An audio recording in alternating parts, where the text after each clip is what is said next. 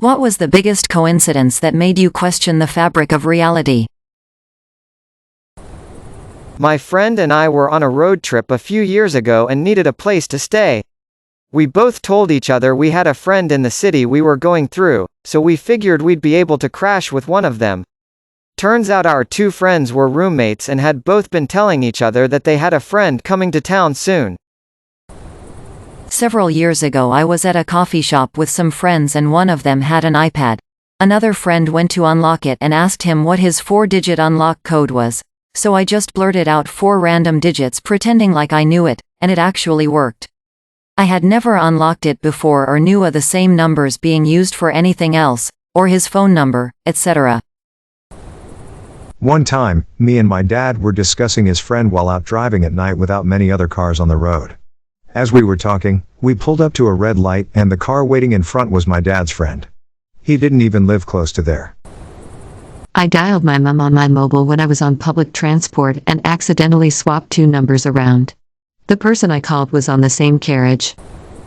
My wife and I were looking to hire a caterer for our wedding, and when we met, my wife and her started talking about their lives a bit. Turns out they had both literally grown up on the same street, in a city of 10 million people, on the other side of the world. Both had left the city around a decade before immigrating to our current country. They knew the same people, had hung out at the same coffee place, attended the same church. They even used to grab mangoes off the same large tree that hung over the wall of one of the large houses in the neighborhood. But they had never met one another until meeting on almost the exact opposite side of the planet, in a small town of about 50,000 people. This isn't as crazy as other ones I read, but it's mine. We probably scared the beep out of some poor old couple while on a road trip.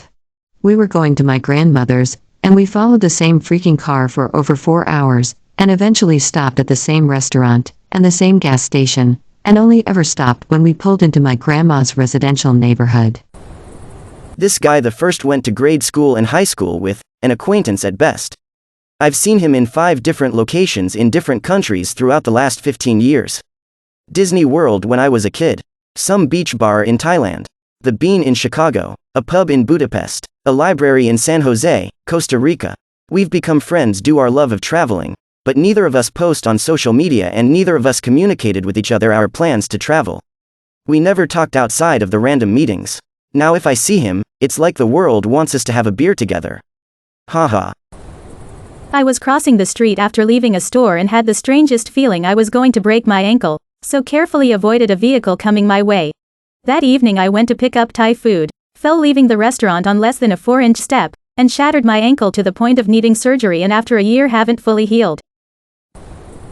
A couple of years ago I was visiting my hometown and decided to sit on a bench at my favorite park. As I was sitting, I felt something land on my head. Bird poop.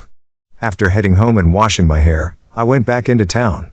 While I walked around, I watched as a guy got hit with a drop of sky beep as I was laughing about the apparent irritable bowel syndrome of the birds in my town. A bird flying right over me drops a fat beep on my head. I was reading about a fairly well-known cold case not in my area. The woman killed looked a lot like me, and I found out while digging that she went to the same small college as my dad. They were in an extracurricular together, and our family photo album has a group photo where they are next to each other. At 10 I flew from west side of North America to the east to stay with my grandparents for the summer. They took me to a small touristy town to see trains. While hiking down the street we passed a kid in my class. Not friends but knew each other. We both just casually said hello and continued. But each of our grandparents freaked the beep out. Wait, how do you know that kid? Didn't faze me then, but 40 years later it weirds me out. My dad lives in a national park here in Australia. It's farmland that's grandfathered in. It's the remnants of a volcano that blew itself up very violently, so it's very hilly terrain. One day we were sitting out on the deck, when we see a hang glider come down halfway down the valley, and it didn't look like a nice landing. Beep, we better see if he's alright. They don't land anywhere near here, so we get in the car, drive for about 10 minutes to reach the spot. We head over to the guy who is standing by a very damaged glider. The pilot is staring at us incredulously. He stammers, "Beep Jack, is that you?" My dad, who hasn't seen his childhood friend for 35 years, shouts, "Beep Tim, is that you?" They both grew up in Greymouth, NZ. found each other randomly after a glider crash in NSW, Australia. I passed out after receiving a flu shot when I was 28. The nurse who helped me up kept asking if I wanted my mom. It seemed like a really weird thing to offer an adult woman, the option to have her mother phoned and brought in, so I was really confused and getting progressively more annoyed at her repeatedly asking. Until my mom walked up to me. She had the appointment after mine to get vaccinated. The nurses assumed we had come together, but neither of us knew about the other's appointment, and we lived an hour away from each other in different cities. One morning, as my father and I were leaving our apartment to head to school, he was a teacher at the same high school I attended. I paused at the door, then went back inside to the change bowl and scooped out a fistful of coins. My dad asked why and I didn't really have a reason. I just said, "We're gonna need this." I wasn't exactly a coherent morning person, so he shrugged it off.